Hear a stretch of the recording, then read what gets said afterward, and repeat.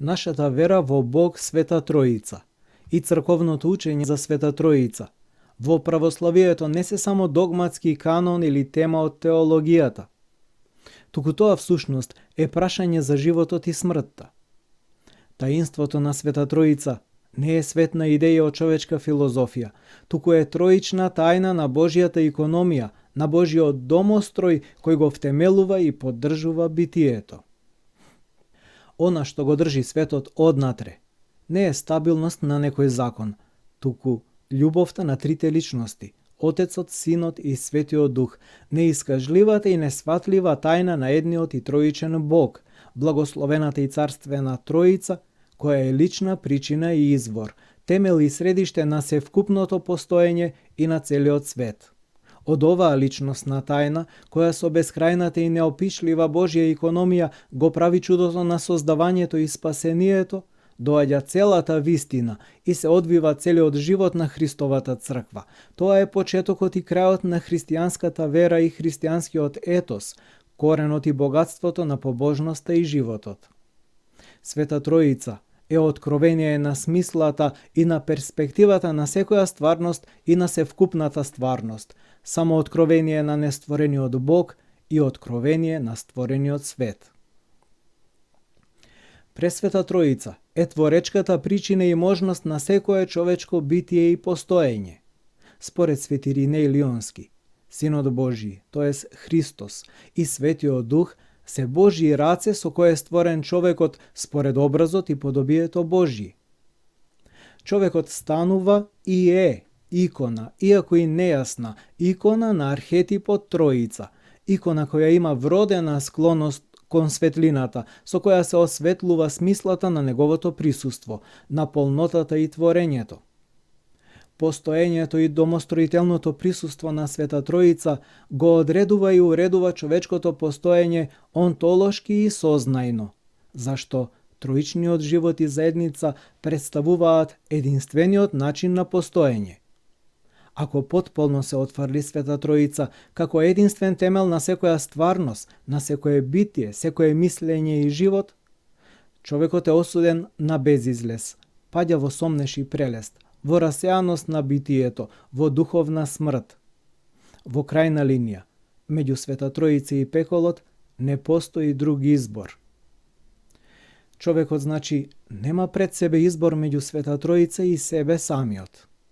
Отфрлањето или порекнувањето на троичниот Бог, а наместо тоа прифаќањето на култот на самообожувањето, се поистоветува со пеколот или хаосот, со бесмислата и апсурдот, смртта или ништотноста.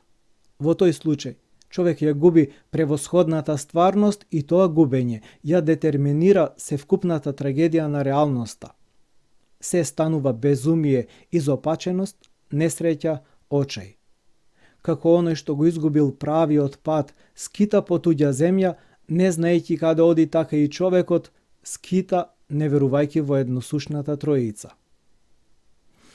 Го исповедаме Бог Троица и говориме за Отец, Син и Свети Дух, зашто христијанството не е безличен монотеизам, туку христијанството е црква на Света Троица.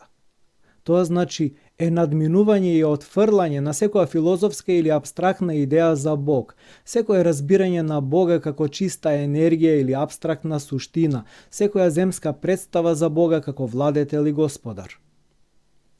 Барајќи го Бога, срцето на христијанинот ја бара Света Троица, која е полнота на битието, смисла и цел на постоењето. Христијанското постоење е вкоренето и втемелено во тајната на Света Троица и нашиот христијански живот почнува, трае и завршува како дело и дејство на Пресвета Троица, во која сме крстени, со која живееме и сознаваме и мислиме, под која сме и под која ќе бидеме во вековите, затоа што од неа го имаме битието и добробитието. Животот на верникот во црквата е според иконата на троичниот живот. Тоа е живот кој е вера и благодат, познавање и заедница на Света Троица. Осветување и обожение на ангелите и луѓето, познавање на Света Троица. Патот на взаемната љубов е единствен и соборен пат на богопознанието, кој ни е отворен со Божја иницијатива. Ништо не може душата да ја воздигне во познавање на Бога, ако самиот Бог не се покаже со снисходење и откако ја допре, ќе ја привлече кон себе. Зашто човековиот ум не би имал сила да се подигне толку високо да опфати едно Божјо осветлување, ако самиот Бог не би го возвишил, колку што за човечкиот ум е можно да се возвиши и кога не би го осветлил со божествени просветлувања. Патот на богопознанието е истовремено искачување на целиот човек, искачување не како своја фантастична иницијатива, туку како одговор на слегувањето на Бога. Патот на верата е човеков соборен, заеднички потврден одговор на божественото јавување, средба на човекот со Бога на планот на лична заедница и живот, на планот на взаемна љубов и единство. На овој пат на богопознанието наидуваме на различни пречки. Така, гревот за човекот означува губење на патот на богопознанието, значи потценување на дарот на заедницата, одбивање на слободата и напуштање на љубовта на синовите Божји. А спасението е човеково враќање на патот на богопознанието, воспоставување на заедницата на љубовта со Бога во личноста на Христос, Синот, во кого навистина сме слободни и спасени. Свети Григорий Богослов вели: се спасува она што се соединува со Бога, зашто она што не е примено, не е ниту исцелено. Спасението значи го опфаќа целиот човек за да му се дарува спасението на целиот.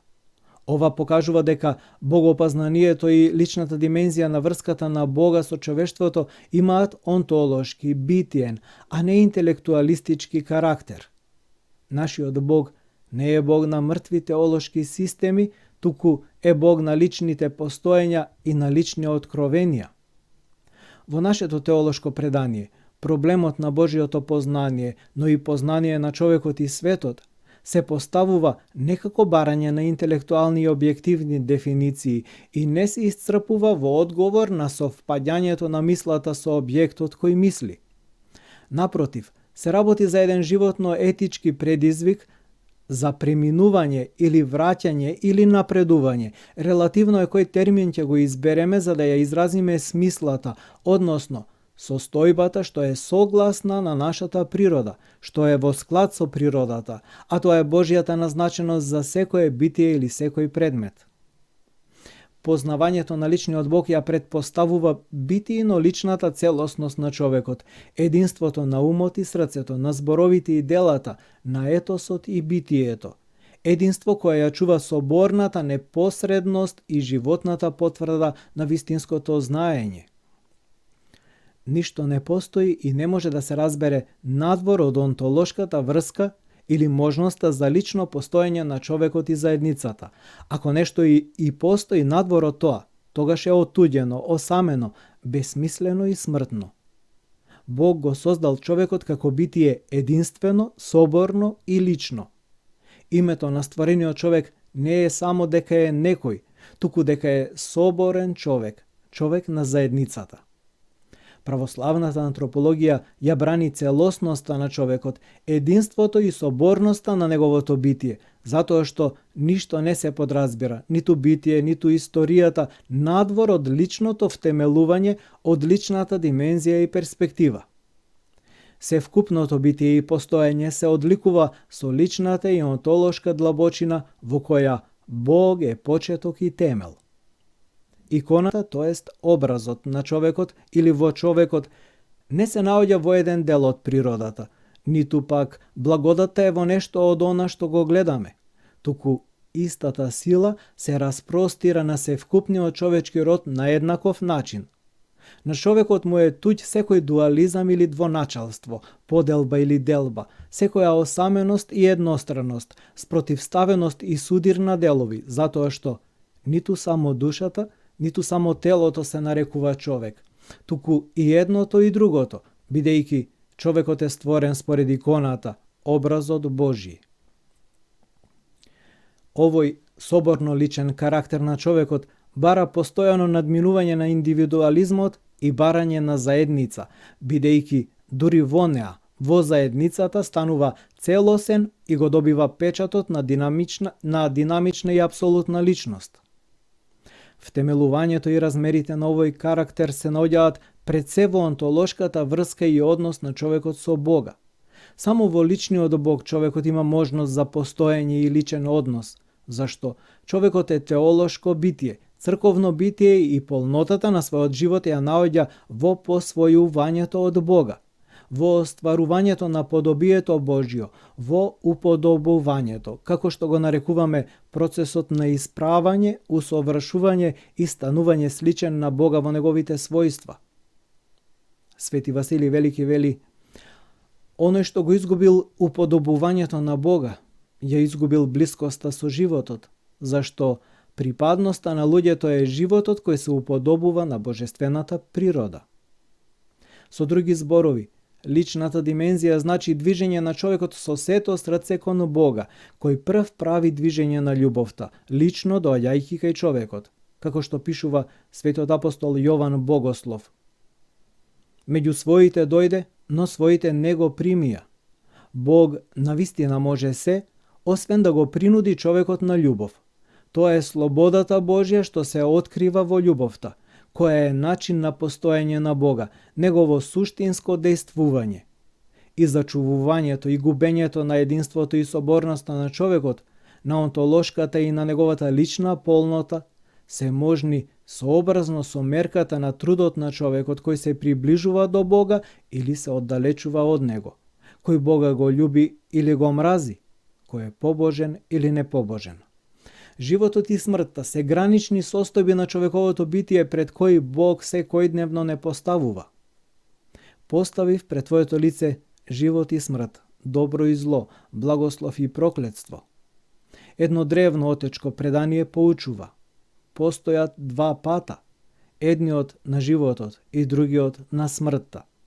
Меѓу нив не е можно никакво споредување, затоа што се многу различни и се длабоко одвоени во се. Природен е патот на животот, а туѓ е патот на смртта, кој не беше според Божја волја, туку од лукавиот наговор на туѓинецот. Животот или смртта се апсолутен избор на човекот, негово возвишување или понижување, сообразно на слободата, со Бога да имаме заедница или да се отуѓе од Бога. Колку што човек има љубов кон Бога, толку ја обезбедува заедницата со Него. Заедницата пак Божја е живот и светлина, предвкусување на неговите добра во овој живот кој продолжува во вечноста на Царството Небесно.